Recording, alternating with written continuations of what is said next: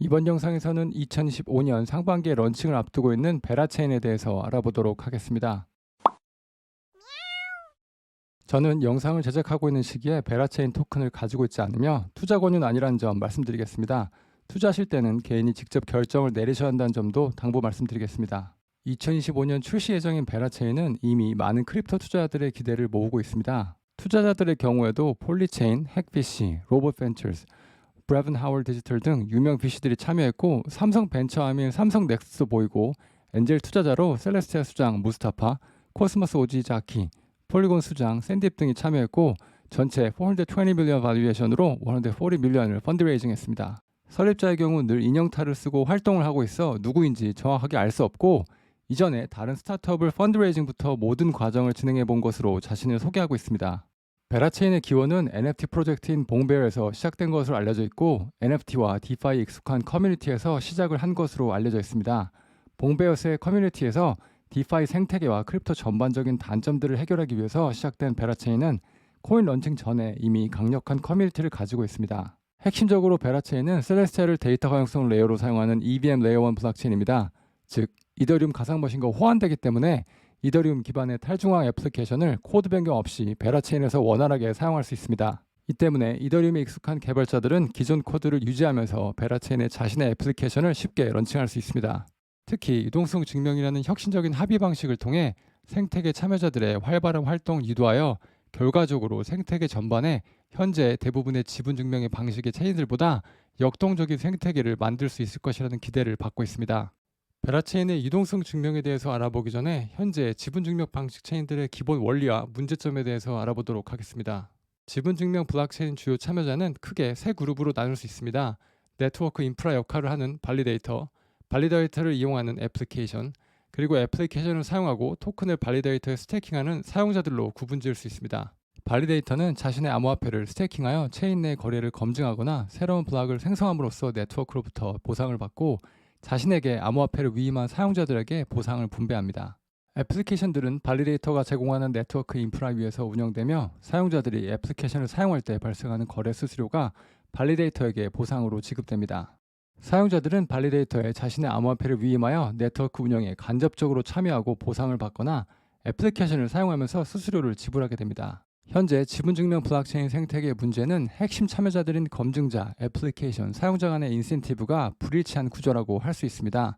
이 구조는 생태계 내 상호 협력의 부족을 초래하여 생태계 내의 자원이 효율적이지 않게 사용되는 결과를 가져온다고 할 수 있습니다. 지분증명 네트워크에서 검증자는 특정 애플리케이션이나 최종 사용자가 네트워크에서 활발히 활동하는지와 관계없이 보상을 받습니다. 검증자들의 보상은 네트워크를 보호하는 것에서만 발생하고, 사용자나 애플리케이션 프로젝트의 성공을 촉진하는 방향에는 전혀 신경을 써도 되지 않는 상태라고 할 수 있습니다. 새로운 애플리케이션 프로젝트가 지분증명 블록체인에서 런칭을 할 때 자체 네이티브 토큰을 만들어 프로젝트 생태계 내에서 사용되게 됩니다. 이러한 토큰의 대부분은 프로젝트 팀, 개발자, 투자자들이 보유하고 있습니다. 즉, 애플리케이션은 지분증명 블록체인의 인프라에서 혜택을 얻지만 네트워크를 안전하게 유지하는 검증자들과 그 경제적 가치를 공유하지 않고 있다고 할 수 있습니다. 검증자들에게 이 가치를 공유하는 메커니즘이 없기 때문에 인센티브 구조는 여전히 불균형을 이루고 있다고 할 수 있습니다. 사용자의 경우 네트워크가 성장하면 암호화폐 가치가 상승하여 간접적인 혜택을 볼 수 있지만, 일반적으로 그들의 활동이나 생태계 기여에 대한 직접적인 보상을 받는 메커니즘이 없다고 할 수 있습니다. 또한 사용자는 스테이킹을 통해 더 높은 수익을 얻을 수 있기 때문에 애플리케이션을 사용하는 것보다 스테이킹을 선호할 수 있습니다. 이는 애플리케이션의 사용을 저하시켜 생태계가 수동적이게 되는 상황이 발생하게 됩니다. 일부 지분증명 시스템에서는 토큰 보유자가 거버넌스 결정에 참여할 수 있지만, 많은 토큰이 검증자나 프로젝트 팀에 의해 보유되면 사용자가 행사할 수 있는 영향력이 제한적일 수밖에 없는 상태가 됩니다. 이로 인해 사용자의 투표 권한이 제한되고 네트워크의 방향을 결정하는 데 있어 제한적인 영향을 미칠 수 있습니다. 지분증명 블록체인 디자인은 검증자, 프로젝트, 사용자는 각기 다른 목표를 추구하고 생태계 성장과 혁신을 이끌어내지 못하는 한계점을 보여주고 있다고 할 수 있습니다. 이러한 협력 부족은 생태계의 효율성과 효과성을 떨어뜨려 전반적인 발전을 막는 장애물이 될 수 있고, 이들이 이익을 일치시키는 새로운 메커니즘이 필요한 상태라고 할 수 있습니다. 베라체인의 유동성 증명은 지분 증명의 문제점들을 극복하고 체인 안의 모든 참여자가 이익을 얻기 위해서 최대한 능동적으로 움직이게 만들고, 이러한 결과물이 베라체인의 성공을 보장할 수 있도록 디자인되어 있다고 할 수 있습니다. 이를 위해 가버넌스와 체인 내의 가스 토큰의 역할을 모두 수행하는 하나의 토큰을 사용하는 일반적인 지분 증명 방식과 달리 베라체인은 각각의 역할을 담당하는 3개의 토큰을 가지고 있습니다. 첫 번째 토큰은 BGT 토큰으로 베라 가버넌스 토큰은 직접 구매할 수가 없습니다. 이를 획득하는 유일한 방법은 베라체인의 디파이 프로토콜의 유동성 풀에 자산을 예치하여 유동성을 제공하는 것입니다. 사용자가 BGT를 획득하면 다른 지갑으로 전송할 수 없습니다. BGT는 소울바운드 토큰으로 사용자의 주소에 영구적으로 묶여있게 됩니다. BGT의 주요 기능은 거버넌스에 참여하기 위해 스테이킹하거나 1대1 비율로 가스 토큰인 베라와 교환하기 위한 것이라고 할 수 있습니다. 본질적으로 BGT는 거버넌스 권한을 담당한다고 할 수 있고 사용자들이 자율적으로 디파이 생태계와 생태계의 결정에 참여하게 하는 역할을 한다고 할 수 있습니다. 두 번째 베라 토큰은 베라체인의 주요 유틸리티 토큰으로 네트워크에서 스마트 컨트랙트를 사용하거나 거래 수수료로 사용됩니다. 이는 이더리움의 이스나 솔라나의 솔라나 토큰과 비슷한 역할을 한다고 할 수 있습니다.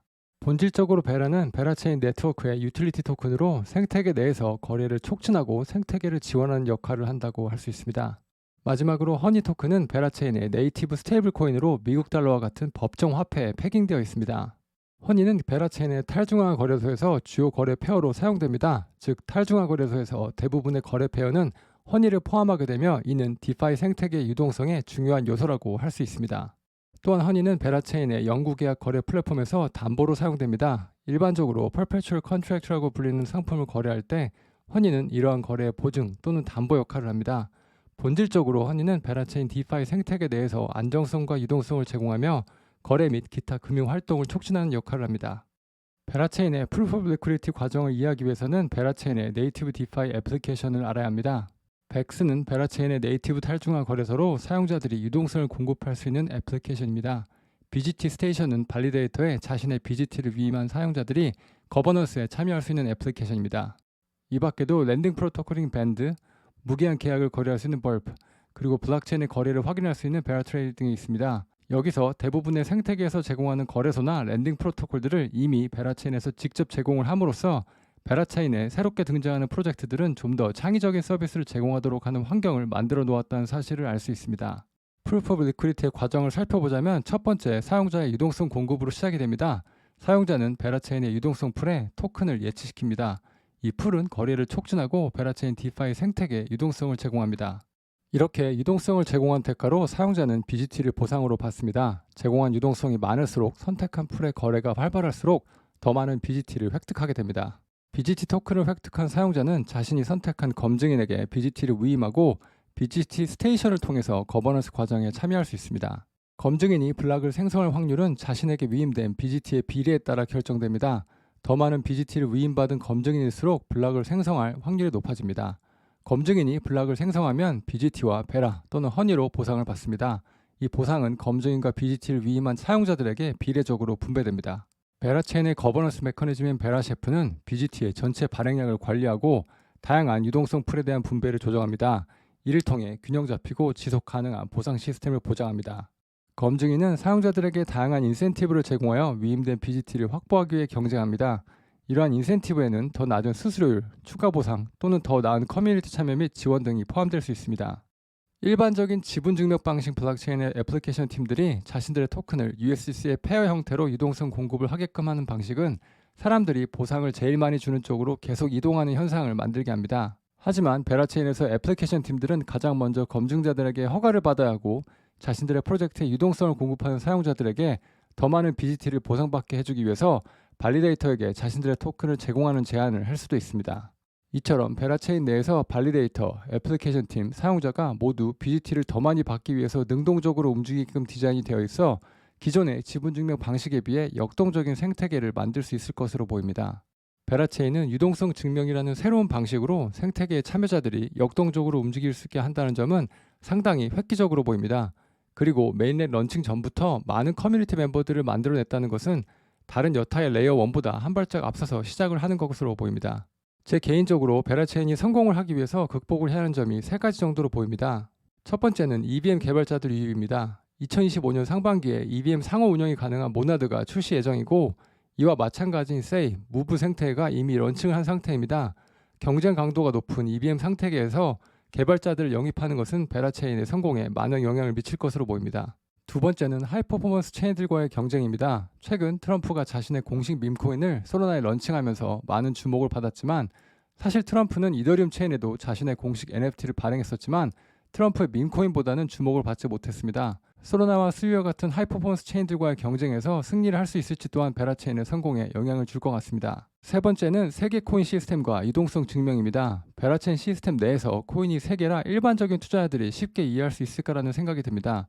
물론 어쩌면 굉장히 원초적인 질문이라고 할 수 있지만 대부분의 생태계에 코인이 하나만 존재하기 때문에 사용자들이 쉽게 세계 코인 구조를 받아들일 수 있을지가 해결해야 할 과제로 보입니다. 또한 유동성 증명의 경우에도 사용자들이 지속적으로 자신들의 유동성을 옮겨야 하기 때문에 이러한 시스템에 사용자들이 익숙해지는데 어려움이 있지 않을까라는 생각도 듭니다. 이번 영상에서는 2025년 런칭을 앞두고 있는 베라체인에 대해서 알아보았습니다. 다음번에도 좋은 내용으로 찾아뵙도록 하겠습니다.